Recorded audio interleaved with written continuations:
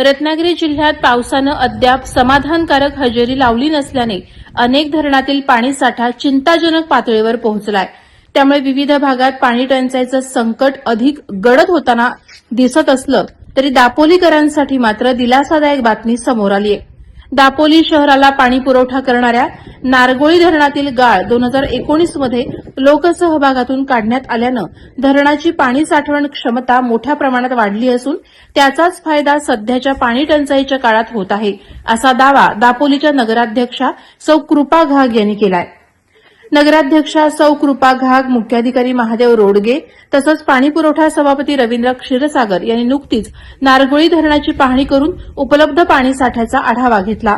सध्या दापोली शहरात 3 दिवसाआड पाणीपुरवठा केला जात असून पाण्याची उपलब्धता लक्षात घेऊन आवश्यकतेनुसार 4 दिवसाआड पाणीपुरवठा करण्याचं नियोजन करण्यात आलंय।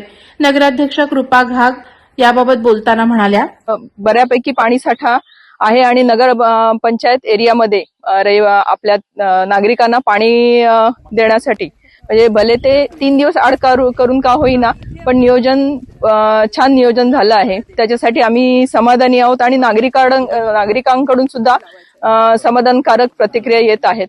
आता 2019 साली जे काही माननीय रोडगे सर यांनी जो निर्णय घेतला आणि त्याला सर्व दापोली नागरिक त्याचप्रमाणे मंत्री महोदय योगेशदा कदम यांनी आणि लोकवर्गणीतून म्हणजे लोक सहभागातून आपण जो इथे गाळ काढण्याचा जो कार्यक्रम हाती घेतला त्याचाच आपण इथे उदाहरण बघताय। अल निनोमुळे पावसाचा अंदाज साधारण 20 तारखेच्या पुढे जाण्याची शक्यता दर्शवतात।